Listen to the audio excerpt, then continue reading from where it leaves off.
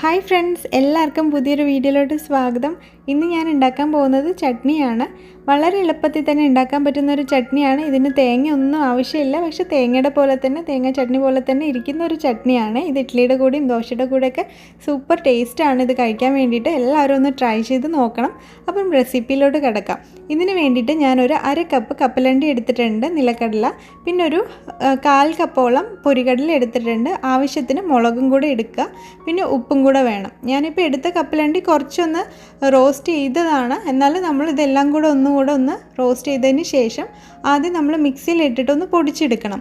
പൊടിച്ചെടുത്തതിന് ശേഷം കുറച്ച് വെള്ളം ചേർത്തിട്ട് അരച്ചെടുക്കാം. അപ്പോൾ നമ്മൾക്ക് നല്ല കൺസിസ്റ്റൻസിയിൽ നല്ല ഇതായിട്ട് അരഞ്ഞ് കിട്ടും. അതിന് വേണ്ടിയിട്ടാണ് ആദ്യം പൊടിച്ചെടുക്കുന്നത്. അപ്പോൾ ഇത് നമ്മുടെ ചട്നി അരഞ്ഞ് കിട്ടിയിട്ടുണ്ട്, നല്ല പേസ്റ്റായിട്ട് അരിഞ്ഞിട്ടുണ്ട്. ഇനി ഇത് എത്രയേ ഉള്ളൂ. നമുക്ക് ഇത്തിരി ആവശ്യത്തിന് വെള്ളം ചേർത്തിട്ട് മിക്സ് ചെയ്തതിന് ശേഷം കടുക് താളിച്ചിട്ട് ഇതിലൊഴിക്കുക. അത് കടുകും വറ്റൽമുളകും കറിവേപ്പിലയാണ് ഞാനിപ്പം താളിച്ചൊഴിച്ചിരിക്കുന്നത്. അപ്പോൾ ഈ ഒരു കൺസിസ്റ്റൻസിയിലാണ് ഞാൻ എടുക്കുന്നത്. നിങ്ങൾക്ക് കുറച്ചുകൂടെ വെള്ളം ചേർക്കണമെങ്കിൽ ചേർക്കാം, അഥവാ കുറച്ചുകൂടെ കട്ടിയായിട്ടാണ് വേണ്ടെങ്കിൽ അങ്ങനെയും ഉണ്ടാക്കിയെടുക്കാം. അപ്പം വളരെ എളുപ്പമായിട്ടുള്ള റെസിപ്പിയാണ്. ശരിക്കും പറഞ്ഞാൽ ഇഡ്ലിയുടെ കൂടെയൊക്കെ കഴിക്കാൻ നല്ല ടേസ്റ്റിയുമാണ്. തേങ്ങാ ചട്നിയാണെന്നേ നമ്മൾക്ക് ആദ്യം കഴിക്കുമ്പോൾ തോന്നത്തുള്ളൂ. അത്രയ്ക്കും നല്ല സിമിലാരിറ്റി ഉള്ള ചട്നിയാണ്.